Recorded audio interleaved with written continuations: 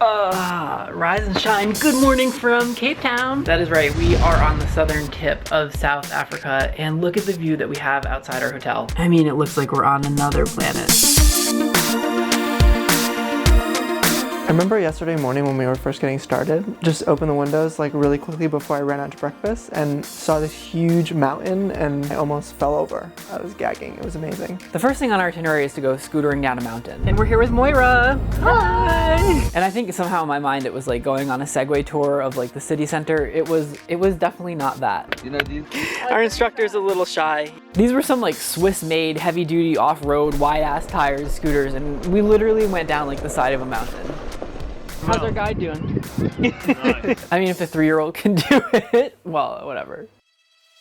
Next up for us is to go paragliding. The device has like a motor on it, right? No, it has no motor on it. But you do get to sit on the lap of a really, really hot man. The thing is, I only have so much courage in any one day, and the scootering pretty much took up all of that. You're doing this too. I know, I'm kind of excited for it. Okay, well, you're more fun than I am. Moira, our tour guide, took us up the top of this mountain and we kind of got to this really busy area. I'm gonna have diarrhea. I'm gonna shit my pants. And so all of a sudden, like, they were putting the straps on us. True, it's happening really fast. It's all happening really Okay. fast. I looked back to you and I was like, F***, and you just have to run. Like, I kind of want like a moment of like reflection and contemplation. I want to like drag my feet a little bit, but they're like, run, run, and you start running.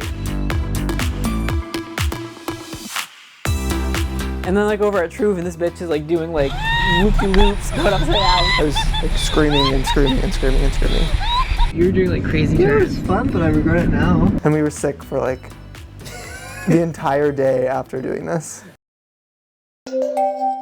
Hey guys, so obviously traveling the world is super exciting, and I want you guys to be able to do it too. So I'm super excited that we've teamed up with Orbitz to give away, are you ready for this?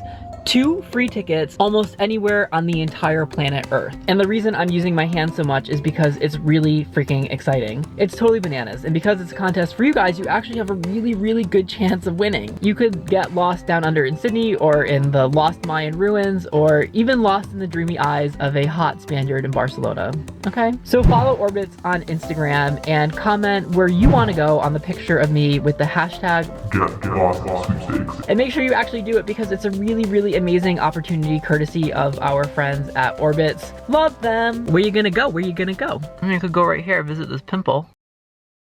Being in Cape Town is kind of this dual experience, because on one hand, it's incredibly beautiful. On the other hand, there's also this very deep, complicated history that's here. And as a tourist, it's almost impossible to fully understand apartheid and what happened here. I think it's making us ask like a lot of questions about the history. We're driving through District 6. So District 6 is probably the iconic symbol of the apartheid policies in South Africa in the 50s and 60s, where black and coloured people just were completely disinherited of not only their human rights, but property rights and various other rights as well.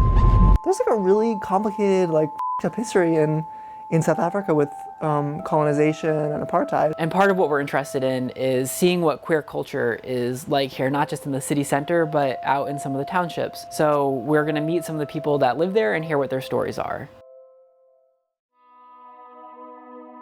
Our first couple is Keenan and Fred, and we sat down with them at the Triangle Project, and here's some of what they had to say. And how long have you guys been together? For 18 months now. And do you guys like hold hands in the township? We don't hold the hands normally. He hooks me in and then we walk like, yeah. They're just the cutest couple. We are not afraid to show our love to each other to other people. And if we go alone to someone's place, they will always ask, where's Keenan? Yeah. Or they will always ask, where's Fred? And what's the work that you guys do in the township as activists? We educate people on LGBTI. And we also have our own safe space where you are free to be whoever you are. We just say, you're my sister, so come. Yeah. We are all sisters and brothers. Come to us if you need help. You've taken something with you on this tour. Yeah, I have. Let me just find it. So Truve is fantastic, but let me tell you, first of all, Truve does not travel light. When we were in Atlanta, oh, that's my incense. And there it is. This bitch is traveling with a crystal ball. The idea was that I'm gonna like travel the globe with this, and it'll kind of like hold all the stories and the places that we're going. And every time Drew tries to take a picture of it in the sun, there's something about like the reflection of the sunlight coming through that like burns their hands. You just hear, oh, ow! Every single time. And then at the end of the tour, I'm gonna give it to my boyfriend. It's in this f***ing sock. You can see all the pictures on my Instagram. So yeah, that's the story. I can't. Hey guys, we are on our way to Delft, which is one of the townships here. We're hopefully gonna meet a few LGBTQ people and share their stories with you. Maybe we're just meeting one. Are we just meeting one? Definitely one. Or we're just gonna spend the evening in traffic. True, entertain me. My name is Lumifunda Moraine. I'm from Cape Town. And you're lesbian. 100% not contagious. Are you accepted by the community here, or? Look, there are challenges. One, I don't understand when you said accepted, because I believe personally as a feminist and social justice human rights defender, I don't believe that I need to account to anyone with my sexuality. In 2008, after the death of my fiance, who was a victim of corrective rape, I established Lulegi Sizwe, an organization. Look, as someone who's working with the community and someone who believes in change, all I always advise people is you look after yourself. Your sexuality is not a career. You also need to work towards having a goal of reaching for your dreams. My organization, we don't deal with victims. I don't want victims, please. I want victors.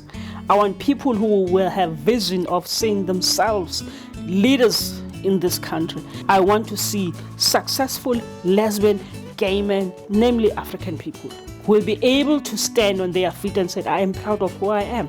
That is what you call Ubuntu, which is human. Think human.